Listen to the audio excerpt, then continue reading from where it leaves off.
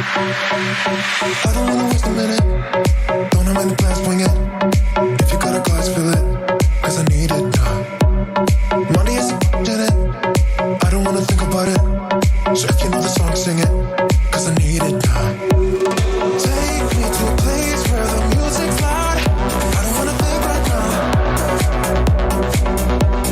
Flashing lights running through the crowd. I don't ever wanna stop. So let's get out. Let's get out.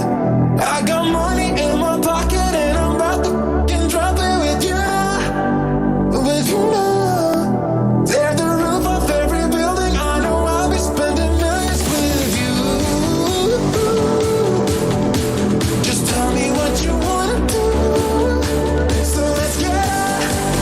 Let's get out. I got money in my pocket and I'm about to spend it all.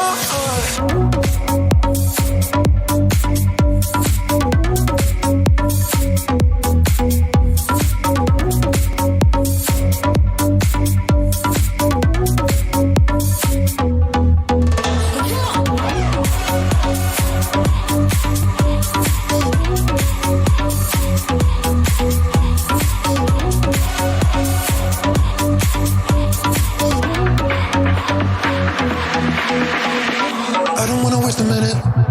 Don't have many plans, wing it. If you got a glass, fill it. Cause I need it now. Money is in it. I don't wanna think about it. So if you know the song, sing it. Cause I need it now. Take me to a place where the music's loud. I don't wanna think right now. Flashing lights running through the crowd. I don't ever wanna stop. So let's get out. Let's get out. I got money in my pocket and I'm about to fucking drop it with you now. With you now. Tear the roof off every building. I know I'll be spending millions with you. Just tell me what you wanna do. So let's get out. Let's get out.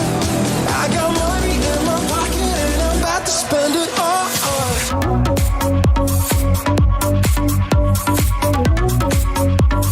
About to spend it all.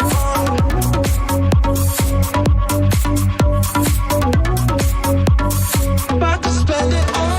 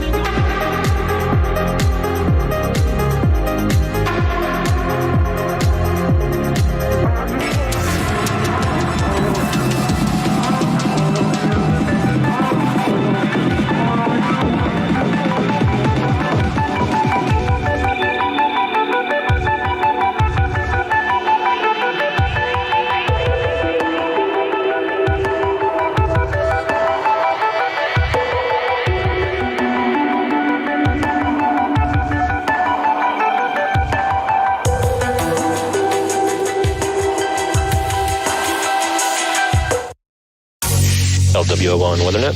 Liftoff conditions looking pretty good. ESTS is ready for launch. Ignition. Liftoff. Falcon 9 has cleared the tower.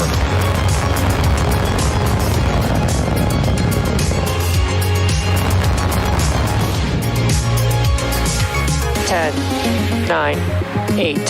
Side booster ignition. 6, 5, 4, 3, 2, 1.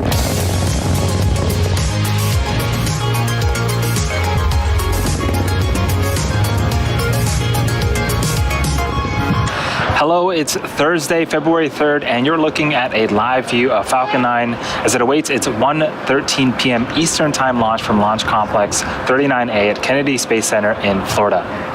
My name is Andy Tran, and I'm a quality engineer here at SpaceX, joining you from our headquarters in Hawthorne, California. Thank you for joining us for our third launch of Starlink this year and our third launch this week. If you've been following along, you saw us launch Cosmos SkyMed on Monday and our OL-87 yesterday, and now we're capping it off with our very own Starlink launch today. This week also kicked off the beginning of Black History Month. Here in the United States, February is designated as a time to recognize and celebrate the critical roles that Black Americans had and continue to have in shaping our shared history.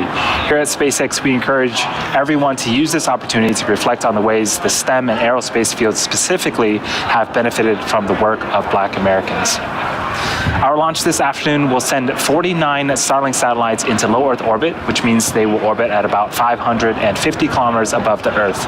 Today's launch will be going to a 53-degree inclination, and lately we've been flying in this southern trajectory as it increases recovery weather availability for both the booster and fairing halves during the winter months. Falcon 9's southern trajectory makes it more likely to be visible from the ground, so if you're in the area, keep an eye out for it after liftoff. The Starlink satellites will deploy about 15 minutes after liftoff, but we won't have ground station coverage during that time frame. This means that we won't have any live audio or visual confirmation of payload deployment in real time. Given that, we will be ending our webcast just after second engine cutoff and confirmation of deployment on social, and we'll confirm deployment of the satellites on social once we regain coverage at about the T+1 hour and 20-minute mark. Weather is currently a watch item, but the latest weather forecast shows about 80% favorability for liftoff. With that, the vehicle, satellites, and range are also looking good for an on-time liftoff just a few minutes from now. Today will be our 144th launch of a Falcon rocket. And on screen, you're looking at a live view of our vertical Falcon 9 rocket at Launch Complex 39A at Kennedy Space Center in Florida. The first stage booster for this mission is flying for the 6th time. It previously supported NASA's Crew 1 and Crew 2 missions, Sirius XM-8, NASA Commercial Resupply Mission 23, and most recently the IXPE mission at the end of last year.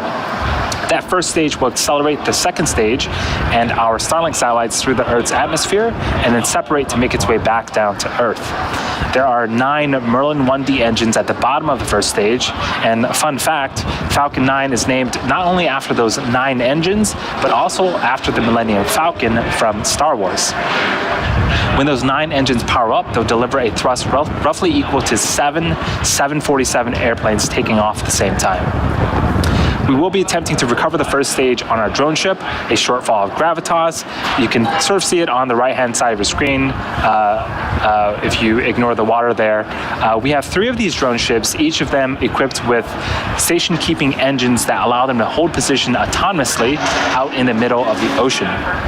If successful, it will mark the 106th recovery of an orbital-class rocket.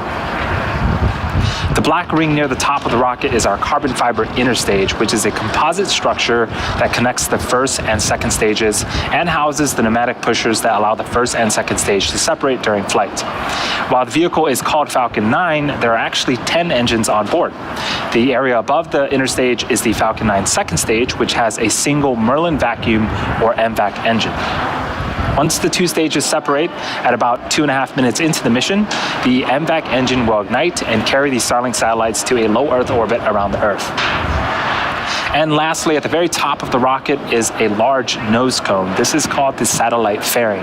The fairing houses the 49 Starlink satellites and protects them until the vehicle is outside of the Earth's atmosphere, at which point the fairing separates to expose the satellites to space. Our fairing is about 40 feet tall with a 17-foot diameter. To put that size into perspective, an average fire truck is about 40 feet long and 12 feet wide, so it would just fit inside of the fairing. And just as we reuse the Falcon 9 first stage, we recover and reuse our fairing halves as well.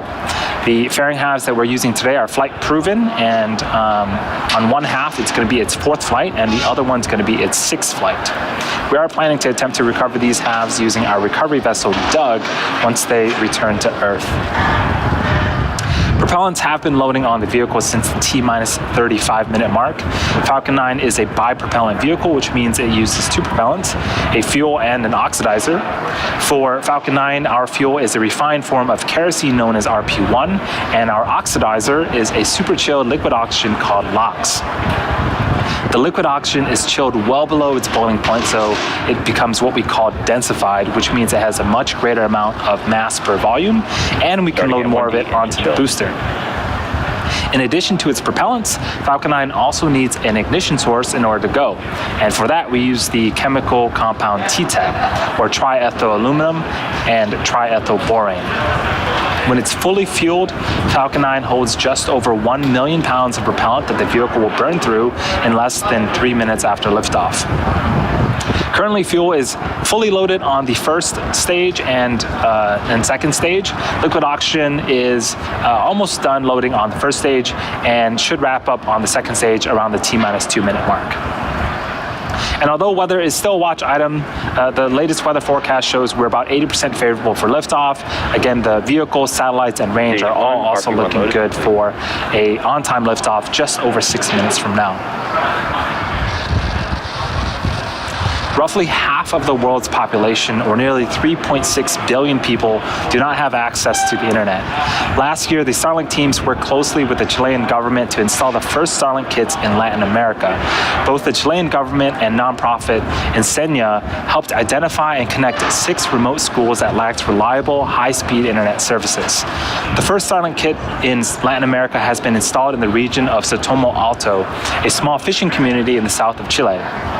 Thanks to Starlink services, students in Sotomo Alto and 5 additional communities are able to enjoy richer learning experiences. In other news, the teams here rolled out Starlink Premium this week. Starlink Premium has more than double the antenna capability of our regular Starlink service, which translates to faster internet speeds and higher throughput. It's designed for super users, whether they be individuals or businesses, to help ensure bandwidth for critical ops even during times of peak network usage. Deliveries start in Q2 of this year, so if you're interested in reserving a spot, you can order now by heading over to starlink.com. So we are just under 5 minutes from liftoff. Falcon 9 is progressing into the final stages of the launch countdown. Next up, the truss structure next to the vehicle, known as the transporter erector, will start to retract. In preparation for the retraction, the TE clamp arms will open, and then the strong back will begin to pull away from the rocket slightly, and then at T0, hydraulics pull the TE even further away as Falcon 9 lifts off. The TE is retract is started. Next to the Falcon 9. It provides liquids, gases, and electrical connections to the second stage, as well as air conditioning to the payload. So you can see there are some clamp arms just underneath the fairing. We are expecting those to begin to open up here in just a few seconds. And after those start to open up, that structure next to Falcon 9 will begin to back away from it. And you can see that right now that the clamp arms are indeed opening up.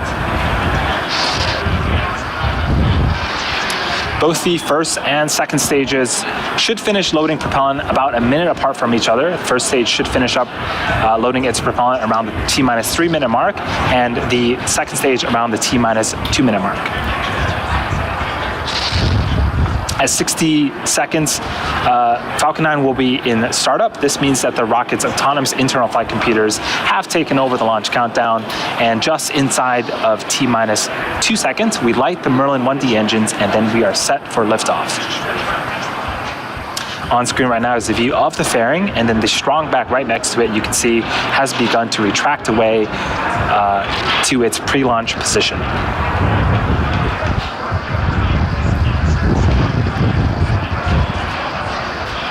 Stage 1 LOX load is complete.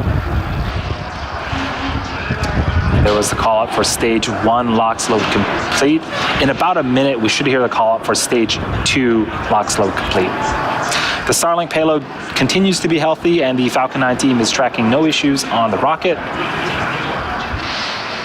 So just over 2.5 minutes until liftoff. If you're just joining us, this is the sixth mission for us this year, and the third Starlink mission for us this year.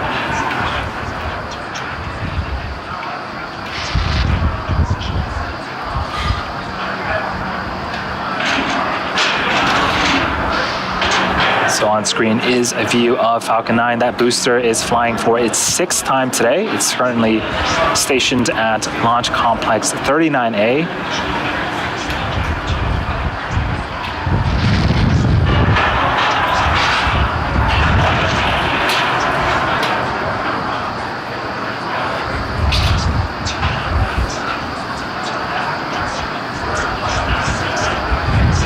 Stage 2 LOX load is complete. And with that call out, we have wrapped up propellant loading not just on the second stage, but for the vehicle overall. You can start to see some white clouds building up around Falcon 9. This is normal and expected for us at this stage in the countdown. That is that super chilled liquid oxygen that we talked about earlier. When it reaches the warmer ambient air temperatures of Florida, those clouds start to form.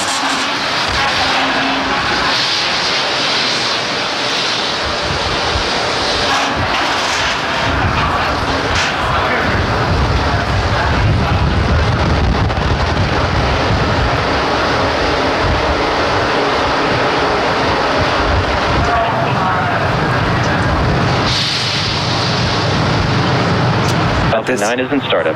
At this point, both stages are beginning to pressurize for liftoff, and we are expecting the launch director to give the final go for launch here in just a few seconds. Launch director, go for launch. And with that call out, all systems are go for launch. Let's listen in to terminal count and watch as Falcon 9 takes our 49 Starlink satellites into orbit. T-minus 30 seconds.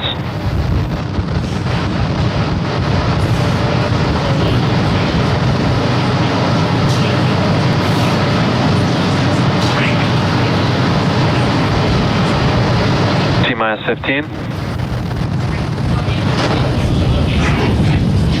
T-minus 10, 9, 8, 7, 6, 5, 4, 3, 2, 1. Liftoff, Starlink 47.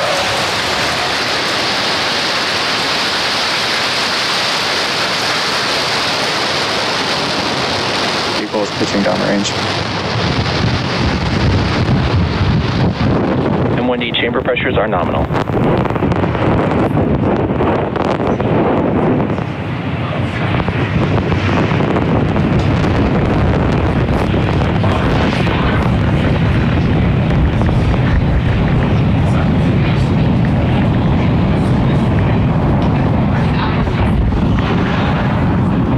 We are T plus 40 seconds into liftoff. Falcon 9 has successfully cleared pad 39A and carrying our stack of 49 Starlink satellites into orbit. Moments ago, we began to throttle down the engines on the first stage in preparation for max Q. This is where the vehicle will experience the highest amount of aerodynamic stresses during ascent.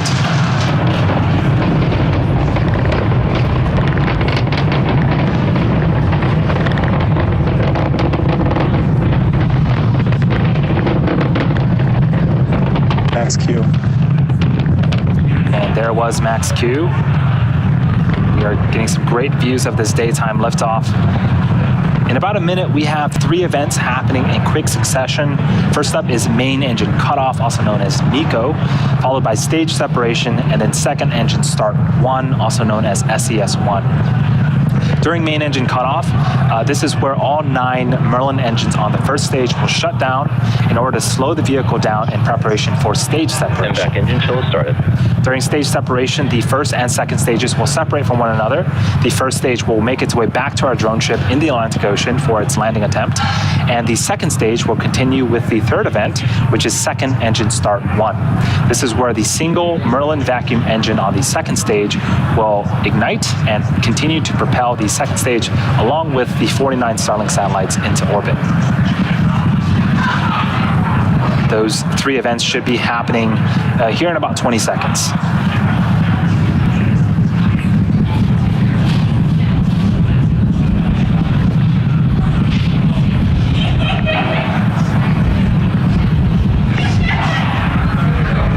Nico.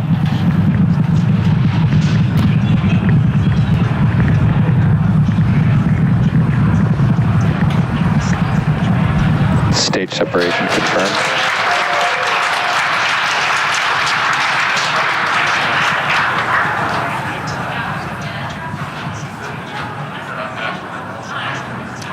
And next start. Fairing separation confirmed. So we've had successful main engine cutoff, successful stage separation, successful second engine start on the second stage, and then also fairing deploy. On screen right now, you can see the first stage booster at the bottom of your screen making its way back along with the 2 fairing halves. They've deployed. They were at the top of the screen, but they'll make their way back towards Earth and be recovered by our recovery vessel, Doug. As a reminder, those fairing halves, one was flying for the 4th time, and the other was flying for its 6th time. So a couple of views on screen right now. On the right-hand side of your screen is a view of our single Merlin vacuum engine on the second stage. Those Starlink satellites that we have been talking about, all webcasts, those are located on the opposite end of that engine. On the left-hand side of the screen is a view from the top of our first stage looking down. Its job right now is to head back towards the drone ship, a shortfall of gravitas, and make its 6th landing attempt. In order to make its way back, the first stage has 2 burns today. Both vehicles are on nominal trajectories. The first is the entry burn, where 3 of the Merlin engines will reignite, and this helps to slow the stage down as it re-enters the upper parts of the Earth's atmosphere. The second burn is the landing burn. This is a single engine burn that will bring the vehicle speed down rapidly in order to land on our drone ship. The first burn is expected to start around the T+, 6 minute and 47 second mark, and the second burn is going to be starting at the T+, 8 minute and 26 second.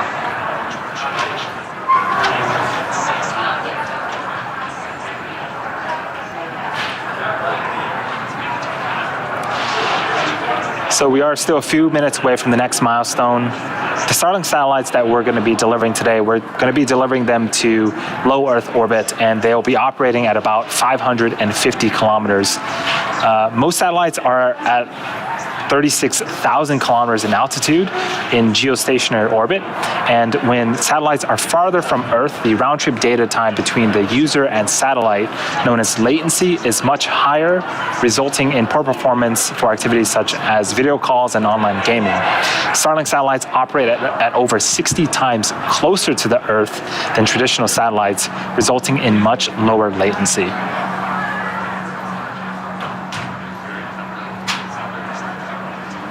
Things continuing to go well for both stages. On the left-hand side of the screen, we see some action. Those puffs of gas, that is nitrogen from our attitude control system. That, in conjunction with the grid fins that you see on screen, those help to steer and orient the first stage as it makes its way back to its targeted landing zone.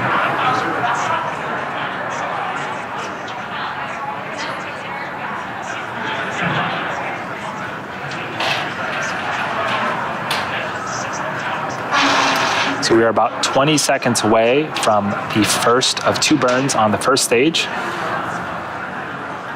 3 engines on the Merlin, 3 Merlin engines on the first stage will reignite and help to slow down that stage before it hits the denser parts of the Earth's atmosphere.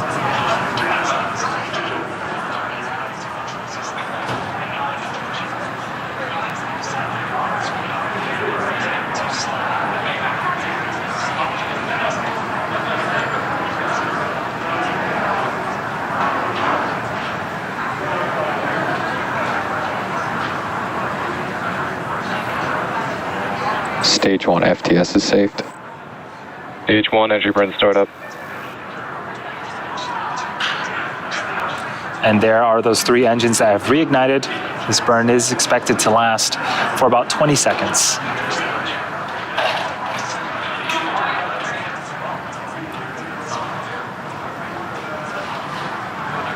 Stage 1, entry burn shutdown. Awesome. That is 1 of 2 burns successfully completed. Stage 2 FTS is saved. In about a minute, we have a couple events happening in rapid succession. So we'll have the landing burn start on the first stage, and then as that is ending, and as our first stage is going to be attempting its 6th landing on our drone ship, we are expecting second engine cutoff on the engine that you see on the right-hand side of your screen, followed by the call out for successful orbital insertion.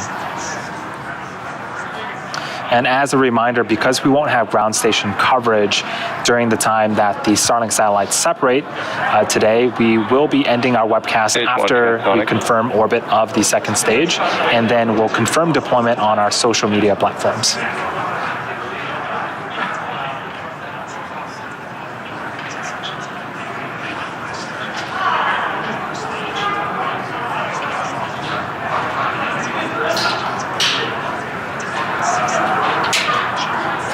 Just under 10 seconds away from the landing burn of the first stage. For now, we are enjoying some Stage 2 is in terminal great views of the second Stage 1 stage landing rolling burn. vacuum engine.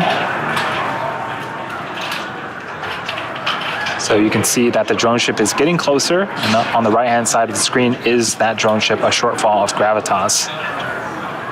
Stage 1, late deploy.